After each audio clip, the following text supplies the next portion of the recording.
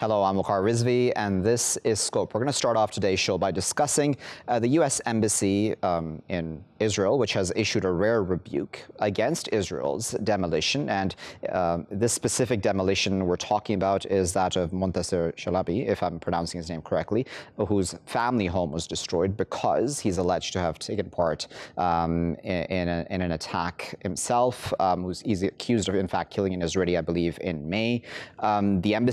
The U.S. Embassy, that is, called this collective punishment.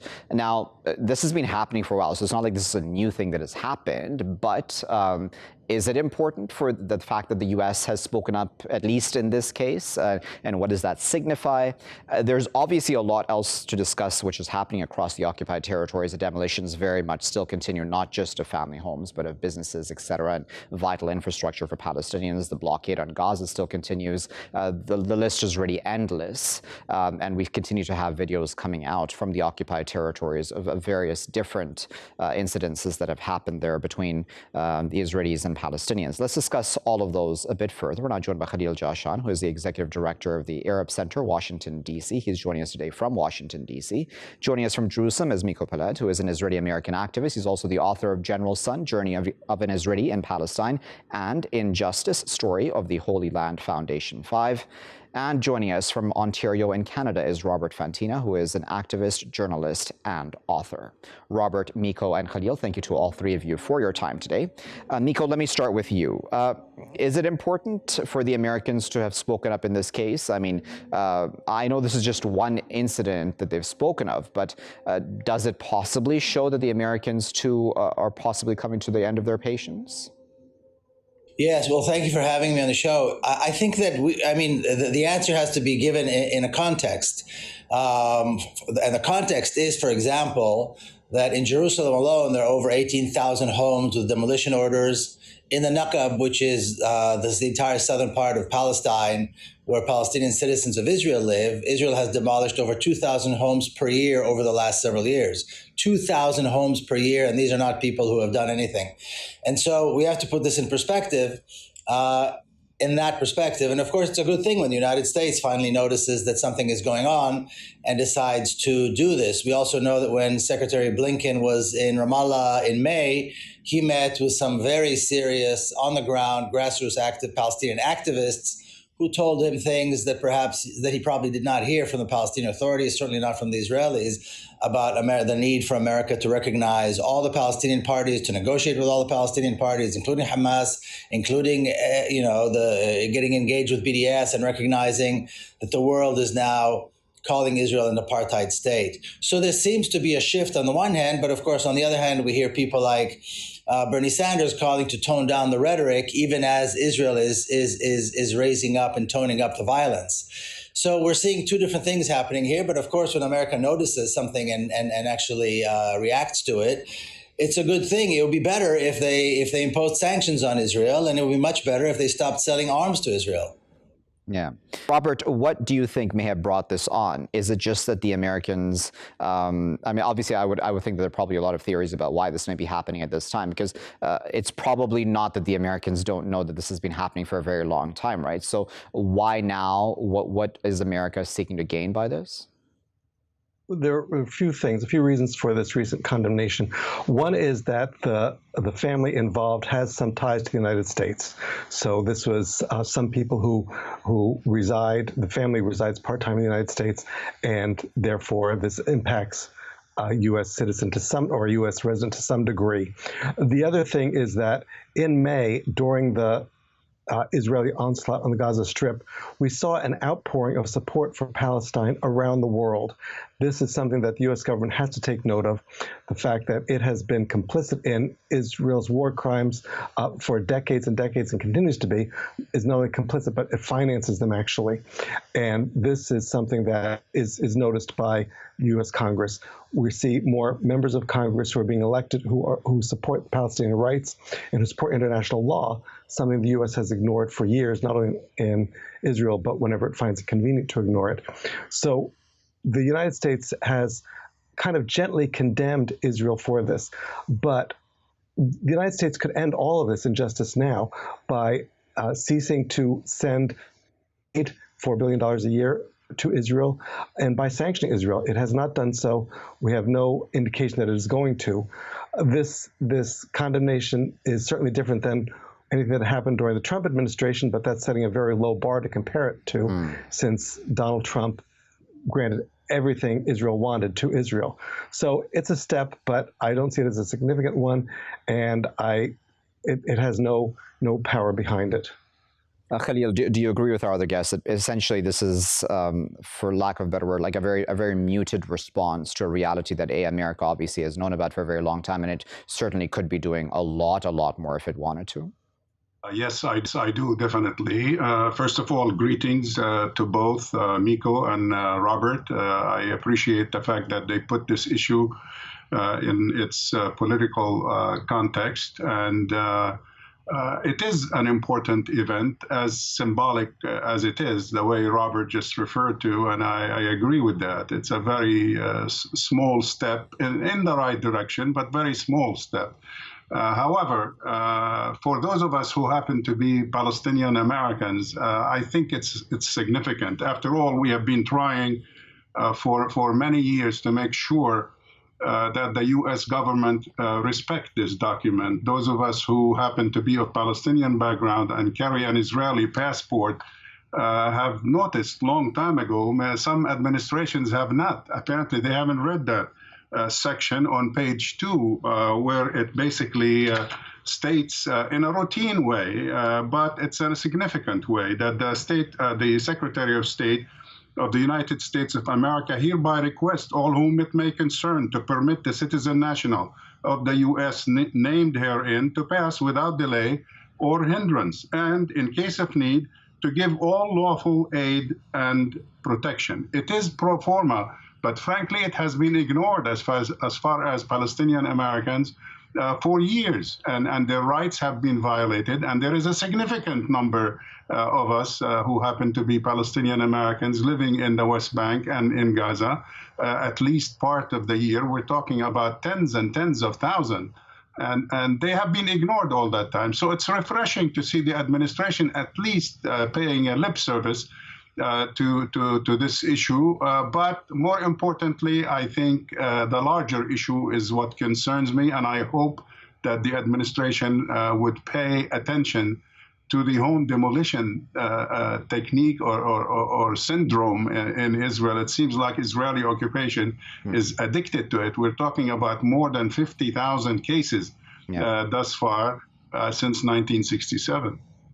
Miko, when Biden came into office, he didn't seem like he was going to be very gung-ho strong when it came to, trying to attempt to resolve the Israel-Palestine issue, right? As many predecessors of his have said that they would want to, be the one to resolve the issue, peace talks, etc. But now we've had this small but significant move on the part of at least the U.S. embassy rebuking this specific demolition and these demolitions. Do you think that Biden is being pushed by the domestic political realities within the U.S., as spoken of by our other panelists as well, that things are changing in the U.S. ever so slowly, and that may push Biden to do more? Well, again, I think we need to see this in the larger context. And the larger context is the United States has a Zionist foreign policy. The foreign policy of the United States for a very long time, many, many years, has been dictated by Zionism, by Zionist influence, whether it's about Iran, whether it's about Pakistan, whether it's about Palestine and other parts of the Arab world and so on. So that's the larger context. Now, we know that when Israel was bombing Gaza in May, at one point Biden picked up the phone and said, look, I can no longer condone this. There's too much pressure. You're going to have to stop. And so they stopped when they did. So obviously there is pressure, there is mounting pressure. And I have to say here in the what we've seen over the years is that there is a very strong pro-Palestinian voice growing on campuses, particularly on campuses in the United States and in Europe. The pressure is mounting and it climbs up. And so it really tells us that the more people do on the ground in campuses and churches and mosques and civil society in general, then the pressure climbs up all the way to where we do have today members of the US Congress and Senate discussing the possibility of conditioning aid to Israel with Israel compliance with international law in regard to the Palestinians. So it's very slow. It's too slow, of course, for the 200 and so Palestinians who were murdered in Gaza in May. It's probably too slow for the people who will be killed in the next onslaught. But we do see some kind of a process, and I think we should all be encouraged to do more, not to protest what Israel has already done, but to prevent what Israel is about to do and is quite certainly will do in the next onslaught, with the next home demolition, with the next arrest of children and torture of prisoners and so on. You know, Robert, I wanted to bring up 2 points with you, and if I wanted to get your thoughts on how this may affect things, right, going forward, because we have the Abraham Accords, and I would think that for the Israelis, that's given them a significant amount of confidence about their place in the region, for lack of a better phrase, and B, then the IHRA definition, which is increasingly being adopted even where you're sitting, in fact, in Canada. I believe Ontario's premier has also adopted that, or said he will adopt it. So that didn't, A, on the one hand, gives Israel confidence, and B, then stifles conversation as well. How much of an obstacle are both of those things?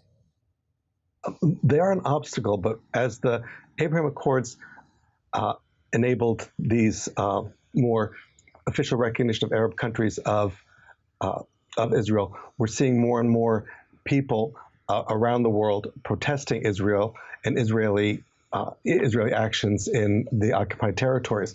So that won't have, it has some support for, let me rephrase that. These accords have supported Israel in its crimes against humanity, but we're seeing a counterbalance in other parts of the world. Regarding the definition of anti-Semitism being criticism of Israel, and that growing support for that among governments, that is not being upheld in the courts, that is not being supported by people in the governments where those laws are being passed, and they aren't being adhered to. Yes, there is. It's said that anti-Semitism is defined in some cases as any criticism of Israel, but people are continuing to criticize Israel, recognizing that in most nations, this is simply not going to hold up in courts of law. It has not in a few places thus far where it's been challenged in the United States. It will be the same in Canada and other places because it is simply a stifling of free speech, and it cannot continue, and it will not be tolerated. Khalil, you know, the reason I brought up the Abraham Accords is because that's been a conversation that's been happening, and I've seen this on social media a lot as well, that in allied countries of Israel, so I'm talking about in the Western world, the criticism is ever slowly increasing, but in countries in like the UAE, Bahrain, you know, and others who have the normalized ties with Israel, they seem to be the trend, at least on the part of their governments, of course, not the people, seems to be going the opposite direction. What do we make of that reality, and what kind of a future, then, outlook that holds for Palestinians then? Well, the so-called Abraham Accords are frankly detached from reality, in the sense like similar to previous attempts at peacemaking in the Middle East that the U.S. participated in or sponsored. It is not related to Palestine and the Palestinians, despite declarations to the opposite by both the U.S., particularly the previous administration that championed these accords, and governments, respective governments in these countries. But this is an agreement between those countries and Israel for better trade, for facilitation of interaction diplomatically and economically and so on. But it has nothing to do with solving the Palestine problem. It doesn't affect at all the Palestine problem, other than the attempt underhandedly by the United States, intended from the very inception of these accords, is to weaken the Palestine cause, to remove, if you will, what remains of Arab support. But that hasn't happened. The opposite has happened.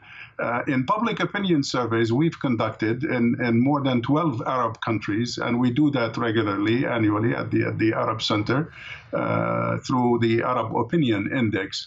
It shows that in some of these countries, in the Arab world, more than 96%, actually a little bit more than in Palestine, that reject recognizing Israel prior to solving the Palestine problem in a just and fair way. Even in those countries like that have already normalized the Emirates, Bahrain, Morocco. The percentage is not much lower. In some cases, it drops to 80, it drops to 70, but it's still in the majority. And therefore, public opinion viewing the Palestine cause as theirs and defending it and having an opinion in terms of how to proceed with solving it is totally divergent and different from the attitude of these governments. Yes.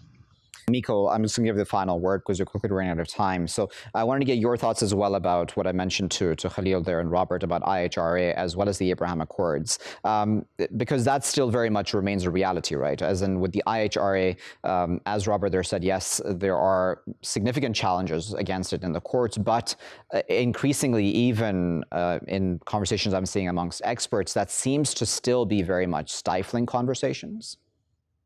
Of course, that's precisely the point. I mean, this was a gag. This is basically a gag order telling people they cannot criticize Israel. But I think we have, again, to take a look at this, to somehow equate criticizing a racist, violent ideology like Zionism with Judaism, with anti-Semitism, is absurd. There's no connection between Judaism, which is a faith of people, of millions of people around the world, to this racist, violent ideology, which is called Zionism. So I think the entire argument is an insult to all Jews. And as for the Abrahamic Accords, I think we again need to take a look what happened to Arab and Muslim countries that did not comply with the U.S. Zionist foreign policy. Look at Iraq, look at Syria, look at Yemen, look at Libya. So when all these other Arab regimes are looking around them, they have to make a decision. Are they going to stand with Palestine and risk the destruction that these other countries have had to suffer, had to endure, and continue to endure? Or do they go along with the United States with the Zionist Zionist foreign policy in order to survive? This is a very tough choice, and I don't, it's hard to judge. It's hard to judge them in light of the reality that we've seen, sanctions on Iran and so on.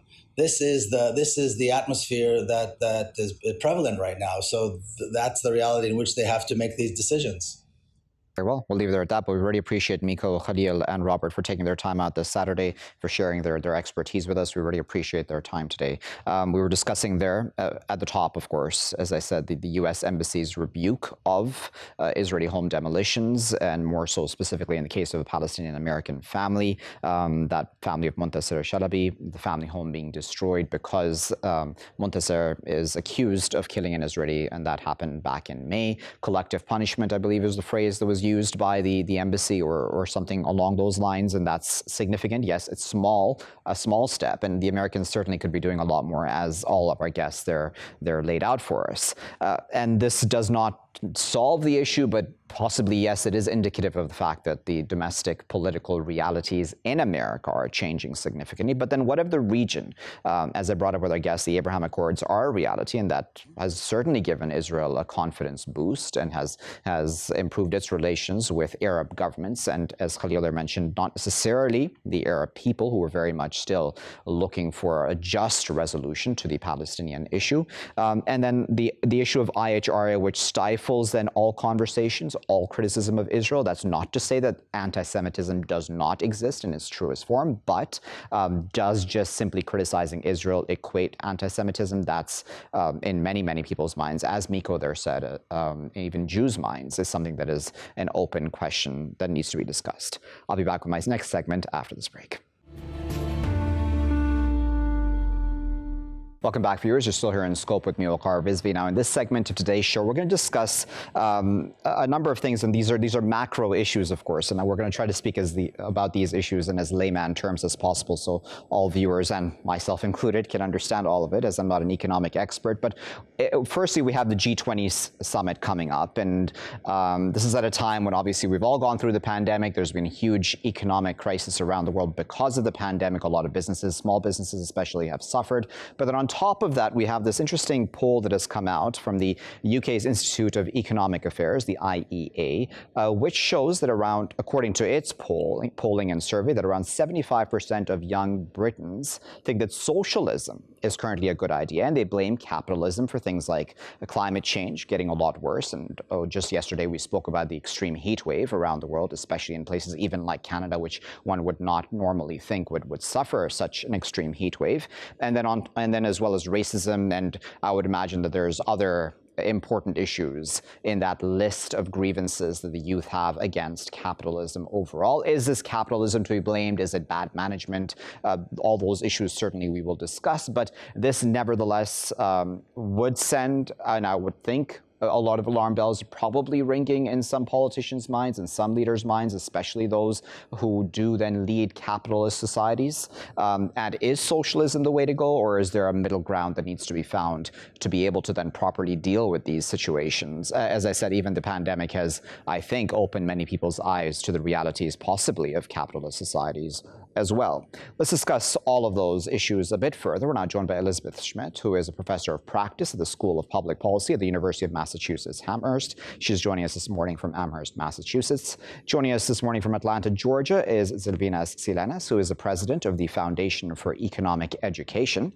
And joining us from London, UK is Dr. Michael Albert, who is a lecturer in international relations, politics and international studies at SOAS. Michael, Zilvinas, and Elizabeth, thank you to all three of you for taking your time out this Saturday to join us. Elizabeth, let me start with you. So let's start right at the top with the G20 summit. And the context, as I said, is the fact that last year, obviously, it was held virtually. It doesn't even matter if it's in person or virtual this year. It's about the issues that these countries face, right? So, and I know this is a very grand and large question, but do you think capitalist societies have somehow failed or proven that they've failed in regards to their respective reactions to the pandemic? You're right. That is a big question. So obviously we haven't handled it as well as we would have hoped. And capitalism, I fear that when people start labeling, they're not being accurate enough about what they're talking about, so that we end up talking past each other. But we do need, and the G20 leaders need to think about how we can make our economies more fair.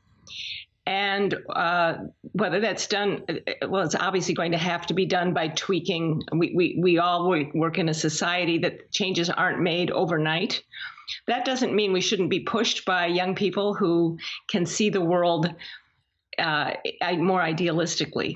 And so I think it's good to be getting pushback. And I think we all have to face the fact that there is major income inequality, there is racism, there is climate change, and our economic systems could do a much better job with all of those. Zilvinas, it's pretty much the same question to you. I want to put it, but again, how does one then come to a more equal society? Does this mean that we need to walk away from those free market ideals of capitalism? Look at the societies in the world. There's no evidence, no proof, and in fact, proof quite the opposite, that socialist societies are not equal either. So yes, we can argue about how to make economy run better or how to make the economy better, but that's in no way means we should go towards socialism. Whenever socialism was tried, whenever socialist principles were applied, that was a complete failure in everything. It was a failure in economic growth. It was a failure in equality. It was a failure in justice. I lived in Soviet Union, and believe me, none of the ideals that young people hold, none of the ideals that they seem to be fighting for were present in Soviet Union or in any other socialist country. So I can agree with Elizabeth that we always should be thinking about how to make things better, how to make the world better. Free markets are by no means perfect. But if we can paraphrase Churchill, I think out of all the economic systems that we have, out of all the practical economic systems that we have tried, capitalism, free markets, they have brought the most value to people. They have brought the most flourishing, and they have probably brought also the most equality. Michael, I know you're an expert when it comes to climate politics and climate change around the world in the context of political decisions that have been made. The capitalist world was celebrated, right, for the Paris Accords. I mean, as in with many other countries around the world too, that may not completely say that they're capitalist, but that seemed to be a huge step forward. Have capitalist societies done well when it comes to dealing with climate change? Well, thanks for having me. So, yeah, I mean, looking at the Paris Accord, I mean, the key thing is, what difference. So, I mean, clearly it's an important step forward, but then the key thing to ask is, what difference has that made to the trajectory of accumulating emissions, and what difference has it made to, say, fossil fuel investment patterns? And basically, it's made very little difference since the Paris Agreement. We know that banks have continued to fund trillions into new fossil fuel projects. This is both in the U.S. And the West, as well as China and other Asian economies. And so the Paris Agreement has really made little difference to this trajectory. The nationally determined contributions that states have adopted under Paris still have us on pace for about a 3-degree temperature rise by later this century, and it could be worse for that. And the impacts of that would be catastrophic. And really, the key contradiction here is the fact that capitalist societies require 3% compound growth on an annual basis. And so the main goal of climate policy has been to try and find a way to make that growth biodiversity loss to meet the Sustainable Development Goals without transgressing these planetary boundaries. I mean, I think clearly the idea that we can do this within a system of exponential growth, I think it's based clearly on a kind of wishful thinking without evidence. That is one of the key reasons why we need to begin to think beyond global capitalism as the main system in which we live today. Elizabeth, you had mentioned inequality, and I wanted to stick with that for a moment, because during the pandemic, there's been this very, very stark difference, right, amongst nations around the world. So we've had the first world nations, and at the beginning, or not even the beginning, in fact, but quite into the vaccine distribution around the world. There was even talk on the part of the United Nations about vaccine hoarding. Vaccine apartheid, I believe, was also a phrase that had been used by some official down the line of one of these international organizations. So that was one stark reality, right? And then there is still very much, I believe, a debate going on about the patents on all these sort of vaccines at this time, because we all know that if all of us are not vaccinated with vaccinations that are acceptable to the rest of us, then we're sort of just stuck, right? The variants will continue to just move around. Was that, do you think, very symbolic of the issue of capitalism and how it acts, especially in such regards where it is, profit over anything else, essentially? Yeah, if you define capitalism as me first, sure, and there is a lot of that.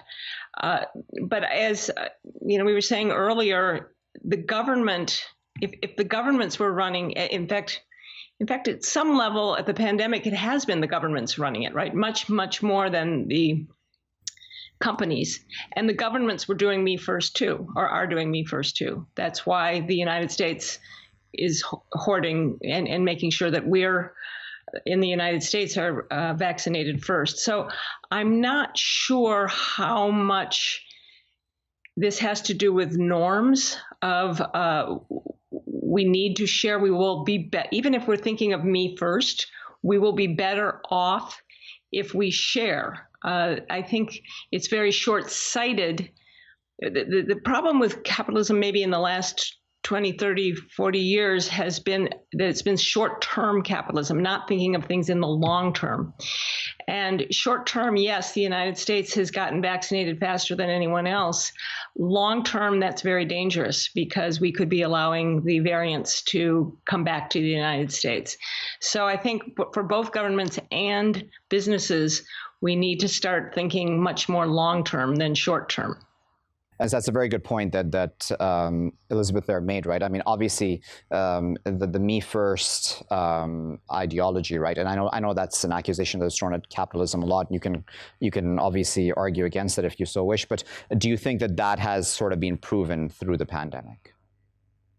In a sense, yes, but I would point to completely different aspects. So we had the industrial countries, or especially the United States, probably the most capitalist of the industrial lot.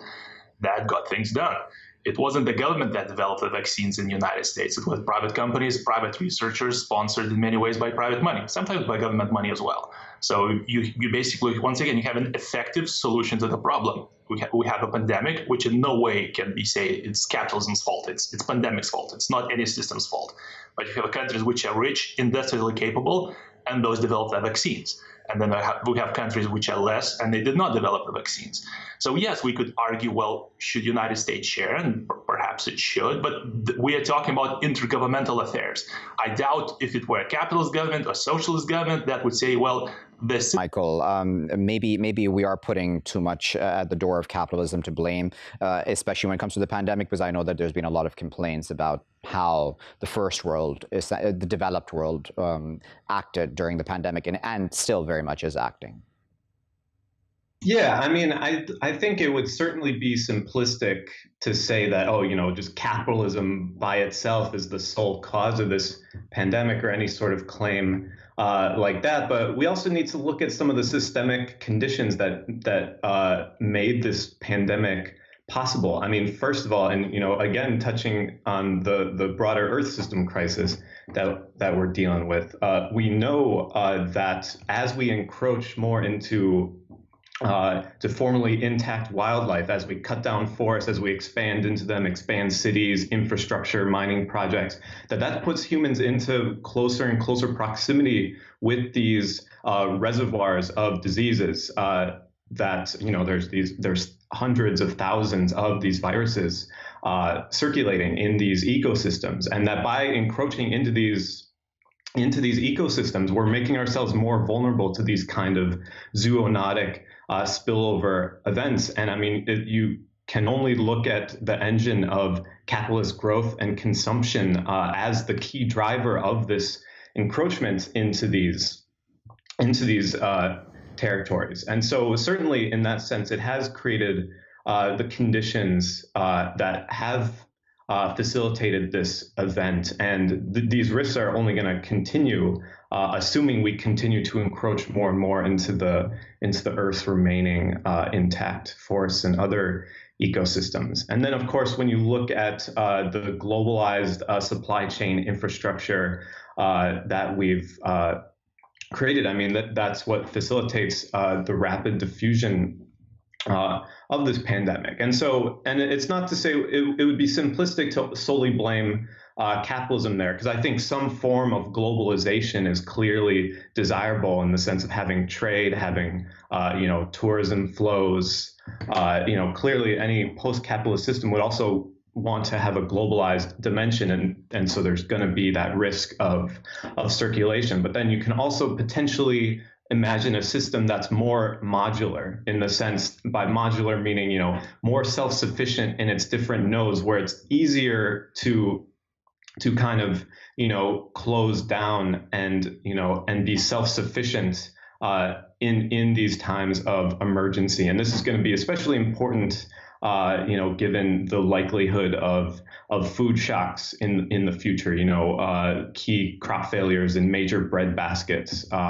And so countries that are reliant on imports from these bread baskets are going to face escalating food prices. And so there's going to be a need to have more self-sufficiency. And so this will require an economy that's based more on resilience rather than profit and growth as the overriding principle. And I think that's the key thing to think about when thinking about capitalism versus a post-capitalist system. Is profit the overriding principle? Is growth, or are we actually focusing on other values like well-being or resilience?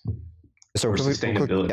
We're quickly running out of time, so I want to get Elizabeth and Zilvinas' final comments. Elizabeth, I'd like to start with you, and I wanted to ask you, how does then one try to, at the very least, appease the next generation, right? The youth who are at this point in time or have expressed dissatisfaction with the way things currently stand in their respective developed nations, or even developing nations, certainly, that are trying to move towards capitalism. Because, during this pandemic, and going back to, again, the discussion of inequality, I'm only using that as an example because it's a very easy one to pick on, and that is of a lot of billionaires around the world who have become even several-fold more rich during the pandemic, while a lot of other people have in fact suffered at this time. So that's a very stark then reality, and it's very public and open knowledge. And I would imagine that angers a lot of the young. Well, there's a lot of strength in young people, and what I do is encourage the young people that I am working with to get their hands dirty and start solving these problems. It's up to them as much as anyone to, and it's been really kind of fun to watch how many young people, Greta Thunberg, students working on gun control in the United States. There's a movement of young people to try to make the world a better place.